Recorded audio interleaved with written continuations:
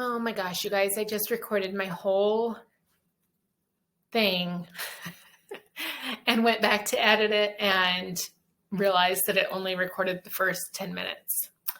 So I'm not starting completely over, but I was only 2 books in. So here we go again. Maybe I'll do it better this time. Maybe that's why it cut out on me.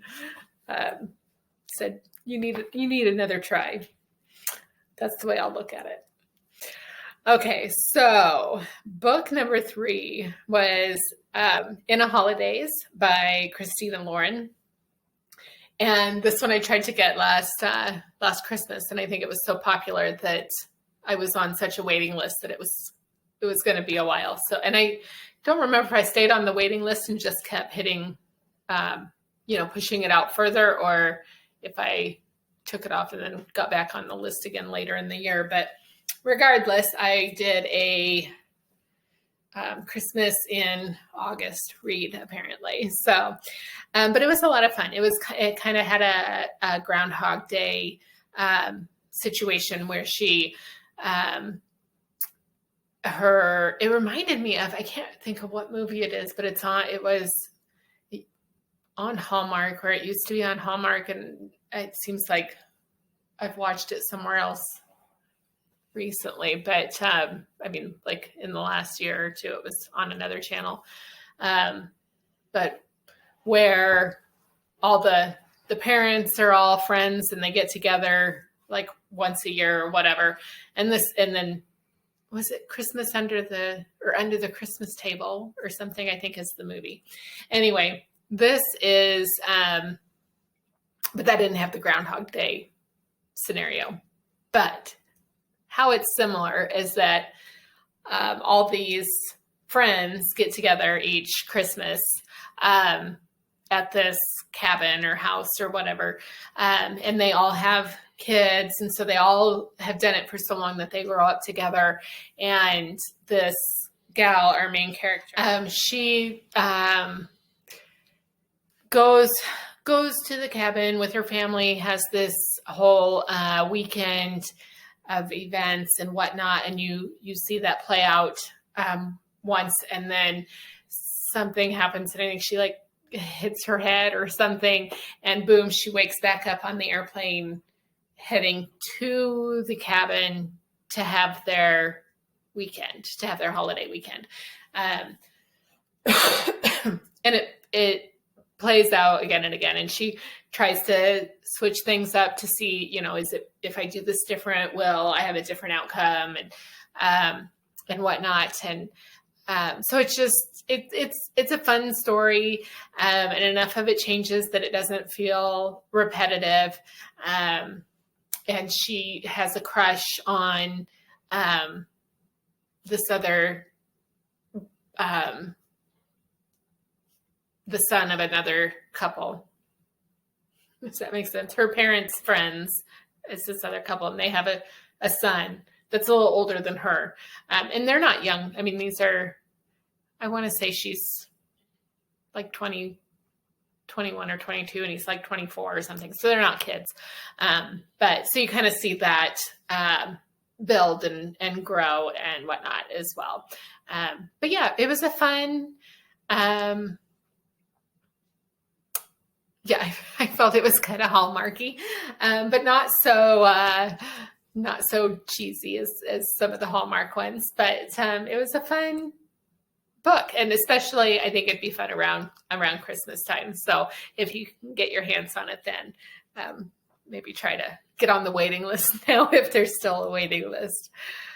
Then the next one that I read was The Long Weekend, and this one it's kind of similar to that last one, but it's not fun or not funny. There were 4 couples that were all friends, and they'd go off and do things together once a year, like an annual trip. And then one of the husbands passes away unexpectedly from an accident. And so this year, just 3 couples are going. And then at the last minute, the 3 husbands each have a different situation arise. One has to stay late at work. One has a sister that needs some help with something. And I don't remember what the third one was, but he couldn't come either. So they all said, well, you gals go ahead and go up and, the night before, and we'll meet you there tomorrow morning. And this is a very remote location. There's no cell service, of course. And the last little bit of the road is rough terrain. So they need like a Land Rover to take them up the last little bit. And so the owners of the house drive them up, drop them off, and leave them there. So they have no vehicle to get out either. And then, so they walk into the house, and there's a present, like a welcoming gift there on the table. And so they go to open it, and there's a note attached that says something like, by the time you read this note, one of your husbands will be dead. So they're like, is this a joke? It's, did so-and-so do this? Or, is this supposed to be funny? Or is this serious? And they don't really have any way to, contact them. And as they're trying to figure this out, if it's real or if it's not, or, why would somebody do this? And they start discussing this, and, you as the reader learn more of their backstories and their secrets and lies. And there's just so much that there's so many reasons why so many of them could be wanted dead. Like it's a little far-fetched, but it was a really good story. I really enjoyed it. And I think I gave it 4 stars. Yeah, I gave it 4 stars. So yeah, I really liked this one. This is one that I won in one of the Goodreads giveaways. So it took me a while to read it and review it, but I'm glad I did. I really liked it. Then I read or listened to A Line to Kill by Anthony Horowitz. And this is the 3rd in the Hawthorne and Horowitz mystery series. So if you're not familiar, Anthony Horowitz is the actual author, and he has written himself in as a author in this series. So Daniel Hawthorne is an ex-detective inspector, and he has been, I can't remember in the initial ones if he seeks out Anthony Horowitz or how they get paired up, but the idea being that they are going to write some of the stories that the detective inspector has come across, the crimes and whatnot. So this is the 3rd of the series. And so in this, their book, or one of their books that they've written, has just been released. And so to promote it, they have been invited to this literary festival to promote the book. And they're in this village or town, location, whatever, and a murder happens. And so then they are trying to figure out who done it. And so it's one of those type of who done it murder mysteries. And yeah, I always enjoy these. All of Anthony Horowitz that I've read, they are very Agatha Christie-esque in that whodunit way. And I listen to this on audiobook, which I have done with his books previously, and I've always enjoyed them. But for some reason, I don't know if I was trying to multitask too much while I was listening to this one or what, but I found myself getting kind of lost in the story and distracted. And so I kind of lost track sometimes and would have to back up. So I didn't end up enjoying it as much as I have some of his others, but I don't know.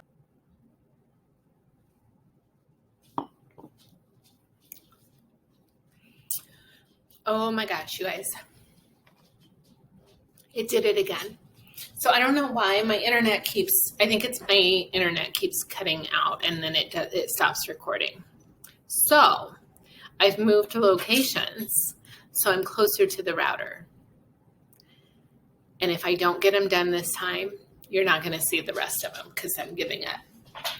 And we are now, I've been recording so long that I'm now in the afternoon. So I poured some wine. So cheers. Okay, so that was basically the end of let's see, where did we finish up? A Line to Kill with Anthony Horowitz. So yeah, I think I was done talking about that one.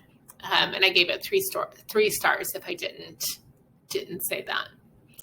And so the next was Nora Goes Off Script. And this is by Annabel Monaghan, maybe. I gave this one 4 stars.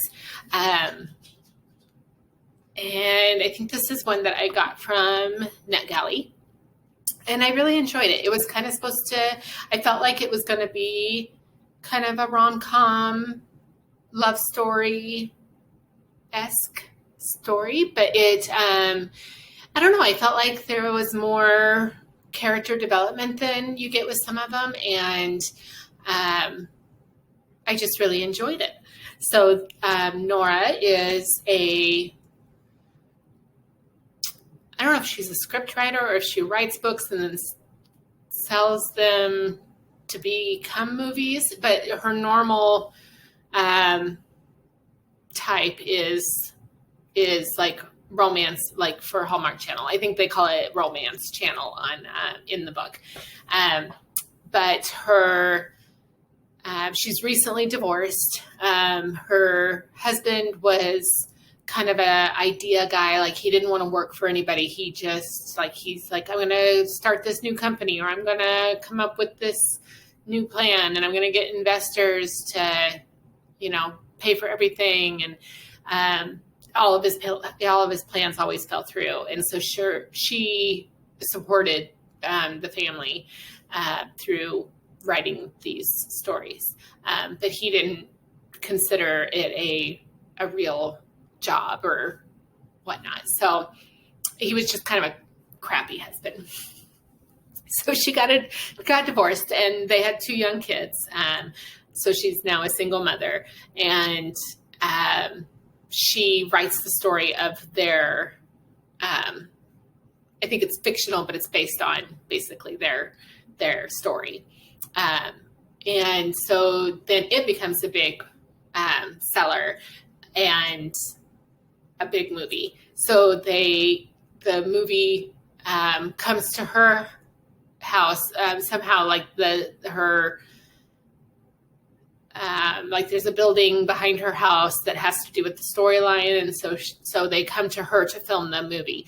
And after the movie's done filming, the crew and everybody leave, and one of the actors is going through his own drama and trauma and life issues, and he stays behind just for his own self-healing, I guess, as it were. But then they start to get to know each other, and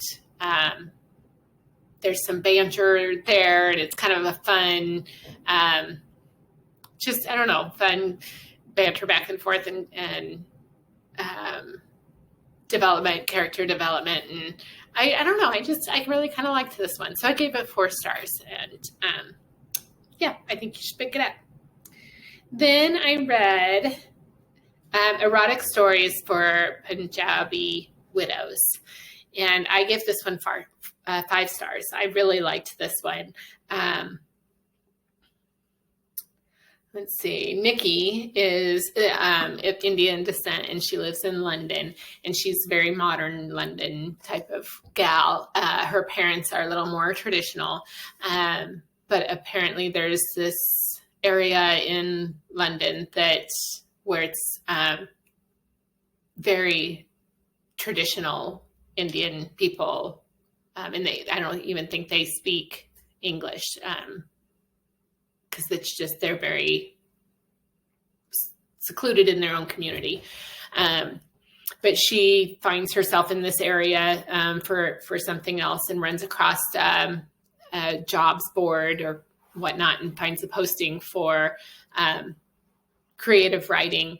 And she applies for the job, and then she comes to find out that the students that have enrolled thought that it was learn how to speak or write English, like not creative writing, just learn English. And so it's not what she thought she was teaching. It's not what they thought that they were learning. So they kind of come up with their own curriculum, and that happens to be erotic stories. So, and of course in their culture, this would be very, they shouldn't be having these thoughts, saying these things out loud, let alone writing them. So it's very controversial, and a controversial class to be having. Even if they were just to be learning English, it seems kind of controversial. So there's not only the interesting stories that they tell, and this group of women that bond, but then there's also this subplot of the risk that they're taking, just even thinking these thoughts. So I don't know. I really loved the learning about the culture side of things, and the storyline on, with the tension of it was very interesting as well. I really enjoyed this. So I gave this 5 stars. Then I read The Paris Apartment by Lucy Foley, and I gave this one 3 stars. I liked, it was fine. I don't know how to really explain it.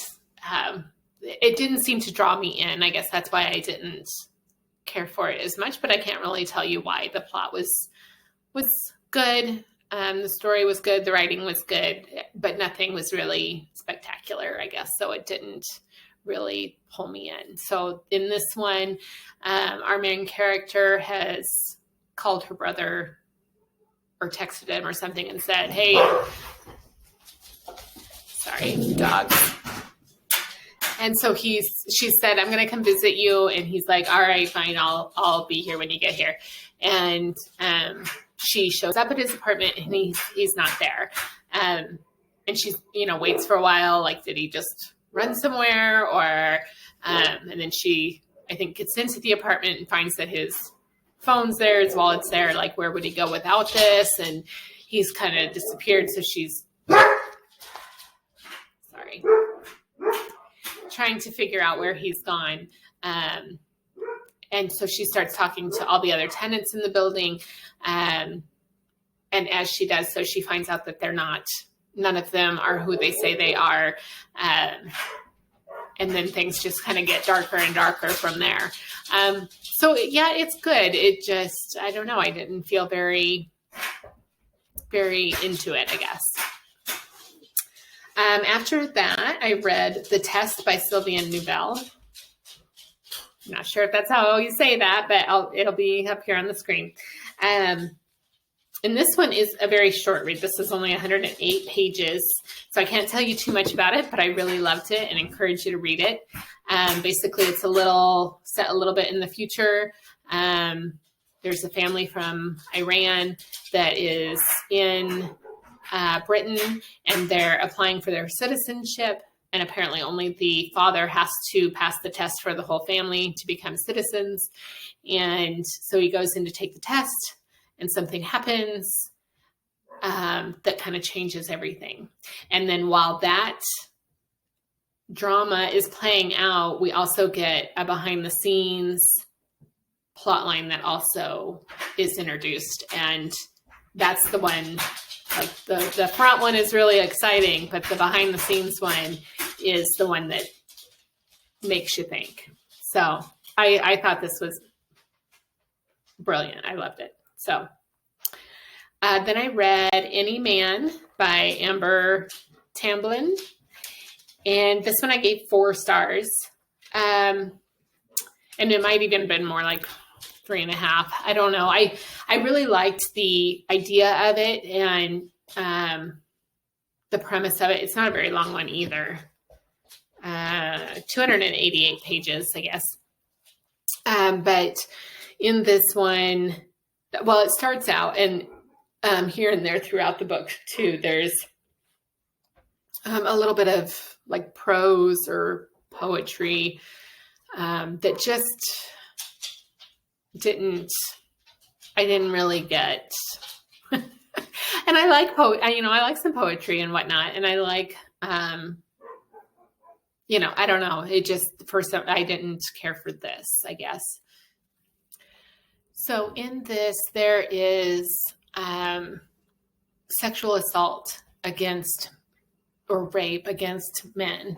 And we see that conversation, as it sometimes does, where it's, through like Instagram posts or articles or whatever news broadcasts, that like, well, what was the husband doing at the bar so late without his wife? Or why was he walking in that side of town? Or why was he wearing what he was wearing? Or things like that. And I thought it was very interesting to see it with men being the victims of the assault, and having that conversation written that way, with men as the subject, victimizing the men.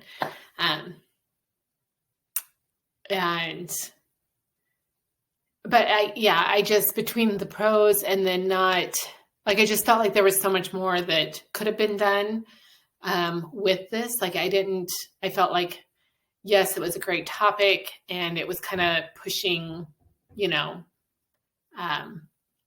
new ideas, but I felt like it could have went a lot further. And I would have liked to see that play out, I guess. So that's why I gave that 4 stars. And then the last book that I read was Lessons in Chemistry.